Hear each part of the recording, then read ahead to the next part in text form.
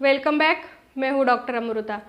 अगर आपको गर्मियों की वजह से बुखार आ रहा है, आप गर्मी के दिन चल रहे हैं, अगर आप कहीं बाहर गए हैं या फिर आपने आपके टेरेस पे वगैरह कुछ काम किया, उसकी वजह से आपको धूप लगी है और अगर आपको उसकी वजह से बुखार आया है तो उसके लिए क्या करना है, और वायरल फीवर और धूप लगने से आया हुआ बुखार, इसमें कैसे आप पता करें कि आपको कौन सा बुखार आया है, तो इसके लिए क्या करना है और कैसे पहचाने, इसके लिए हम आज जानकारी लेने वाले हैं।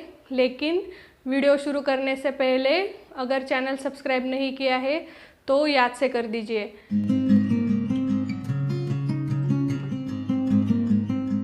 देखिए, अगर वायरल फीवर है तो उसमें हम जो ट्रीटमेंट लेते हैं उसके लिए हम ये देखते हैं उसकी जो दवाइयाँ इस्तेमाल होती है उन दवाइयों की वजह से पसीना निकलता है और वो दवाइयाँ गर्म होती है, वायरल फीवर के लिए जो इस्तेमाल होती है वो।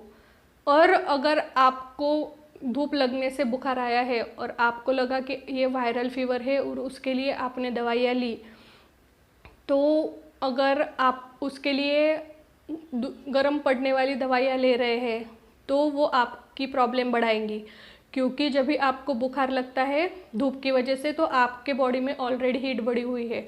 उसके लिए आप ऊपर से ज़्यादा पसीना निकालने वाली और ज़्यादा गर्म चीज़ें और दवाइयाँ नहीं इस्तेमाल करेंगे। इसीलिए आपको पहले ये पहचानना होगा कि आपको कौन सा बुखार है। देखिए, जब वायरल फीवर होता है ना, उसमें कुछ लक्षण ऐसे होते हैं कि आपको बुखार आएगा, बदन में बहुत ज़्यादा दर्द होता है, ठंड लगती है। ये जो ठंड लगने का लक्षण है ना, ये धूप लगने से आए बुखार में नहीं दिखाई देगा। गले में खराश होती है, सर्दी होती है। गले में खराश होना और सर्दी होना ये भी कई बार आपको धूप लगने से दिखने वाले बुखार में नहीं होता। ठंड लग रही है, खराश हो रही है, बदन में बहुत ज़्यादा दर्द है और ज़ुकाम भी हो गया है, सर्दी भी हो गई है, तो ये ज़्यादा पॉसिबिलिटी है कि आपको वायरल फीवर है। और अगर आपको ये लक्षण नहीं है, आपको हिस्ट्री है कि आप बाहर जाके आए हैं, यानी आप दिन भर में कहीं बाहर गए थे या फिर आपने आपके गार्डन में या फिर टेरेस में बहुत देर तक थे जब बहुत तेज़ धूप थी, उसकी वजह से आपको लू लग सकती है। आपका मुंह सूखा पड़ता है जब आपको धूप लगने से बुखार आता है। हाथ पैरों में जलन होती है।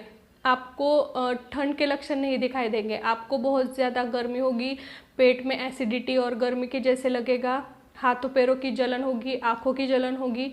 ये लक्षण है तो ये ज़्यादा पॉसिबिलिटी है कि आपको धूप लगने से, लू लगने से बुखार आया है। लू लगने पर और धूप लगने से क्या करना है और गर्मियों से कैसे बचना है, इसके लिए मैंने एक बहुत अच्छी और डिटेल वीडियो बनाई हुई है। उसकी लिंक आपको डिस्क्रिप्शन बॉक्स में मिल जाएगी। वहाँ पे बहुत सारे होम रेमेडीज़ है, बहुत सारी आयुर्वेदिक दवाइयाँ दी है कि आपको गर्मियों के दिनों में क्या करना है। अगर धूप लग गई है आपको तो उसके लिए भी क्या ट्रीटमेंट करनी है, और अगर आपको लू लगी भी नहीं है, धूप भी नहीं लगी है, लेकिन आपको ये प्रॉब्लम आगे चल के ना हो, इसके लिए आपको पहले से ही कौन सी चीज़ें खानी है, डेली रूटीन में क्या चेंजेस करने हैं, खाने में और दवाइयों में क्या लेना है, इसकी भी इन्फॉर्मेशन मैंने दी है। तो वो वीडियो भी आप याद से देख लीजिए, उसकी लिंक आपको डिस्क्रिप्शन बॉक्स में नीचे मिल जाएगी। और उसके साथ में ही और कुछ होम रेमेडीज़ में ये वीडियो में बताने वाली हूँ और कुछ आयुर्वेदिक औषधियाँ भी। जब भी आपको ये पता है कि आप बाहर से आए हैं तो पहले ही आप घर पे आते ही क्या करें, जब भी गर्मी से बाहर आए, घर पे आते ही आपको आधा कप जितना प्याज का जो रस रहता है, प्याज को आप अच्छे से उसका रस निकालिए। आधा कप जितना प्याज का रस आपको पीना है और बहुत सारा रस आपको आपके बदन पे हर जगह पे लगाना है, आपके पूरे बदन को और हाथों पैरों पे भी आपको ये बहुत सारा रस लगा के रखना है और उसे वैसे ही सूखने देना है और रस पीना भी है। ये अगर आप करेंगे ना तो आपको बुखार भी नहीं आएगा और अगर आपके अंदर धूप लगने से जो हीट बढ़ी है वो भी नहीं होगी। तो अगर आपको बुखार अभी तक नहीं आया है लेकिन आप बाहर से आए हैं या फिर कोई भी बच्चे भी बाहर से खेल के आए हैं तो उनको भी आप ये प्याज का रस पिला दीजिए और उनके पूरे बदन पे ये रस लगाइए। सूखने के बाद में आप गीले कपड़े से इसे पोंछ लीजिए या फिर गुनगुने पानी से नहा लीजिए। बालों पे भी आप ये रस लगा सकते हैं तो बहुत अच्छी बात है। फिर उसके बाद में आप बाल धो लीजिए जब ये सूख जाएगा। तो ये आपके शरीर में इंस्टेंटली हीट कम करने का काम करता है। और अगर आपको बुखार भी आया है तभी भी आप ये ट्रीटमेंट ले सकते हैं।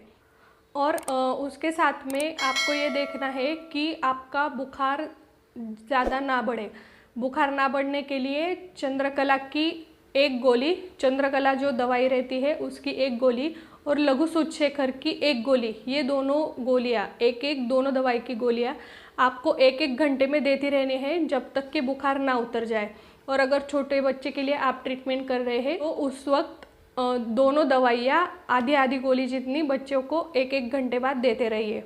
ये आपका बुखार भी जल्दी उतरने में मदद करती है और ये जो हीट बढ़ी है आपके अंदर उसको भी कम करने का काम करेंगी।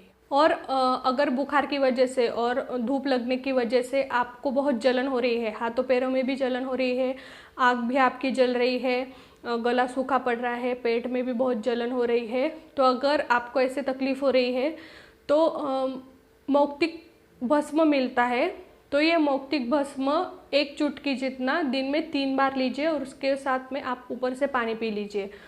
ये बहुत ठंडा होता है, ये आपकी जलन जल्दी कम करने का काम करेगा। अगर मौक्तिक भस्म नहीं है तो उसकी जगह पे आप प्रवाह पंचामृत भी ले सकते हैं। प्रवाह पंचामृत की 3-3 गोलियां दिन में 2 बार लीजिए।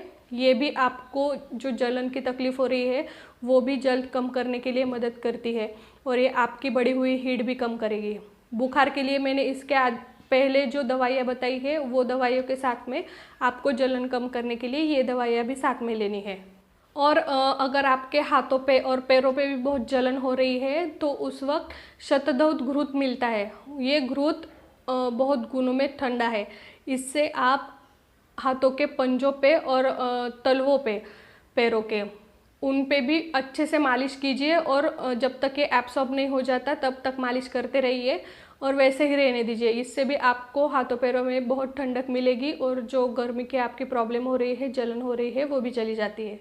और अगर आपको बुखार भी है और गर्मियों के दिनों में भी वैसे ही आपको लू ना लगे, इसके लिए आपको प्रिकॉशन लेनी है।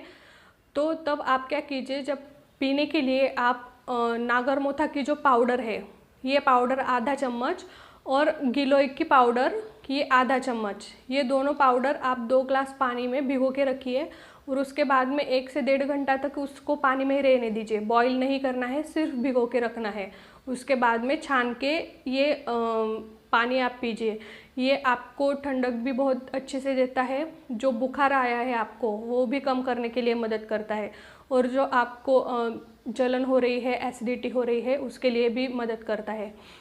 और बुखार के साथ में अगर आपको बहुत ज़्यादा एसिडिटी हो रही है और पेट में बहुत ज़्यादा जलन है धूप लगने से जो बुखार आया है उसकी वजह से, तो उसके लिए आप 3-3 गोलियां कामदूधा की लीजिए खाने से आधा घंटा पहले। ये आपको एंटासिड के जैसे काम करती है, आपके पेट की जलन भी कम कर देगी कामदूधा की गोलियां।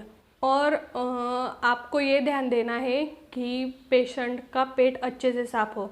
जब तक पेशेंट का पेट साफ़ नहीं होगा, उसको कॉन्स्टिपेशन अगर रहेगा तो उनका बुखार जल्दी नहीं उतरेगा। जब भी उनका पेट साफ़ होगा उसके बाद में ही जल्दी उनका बुखार उतरने वाला है।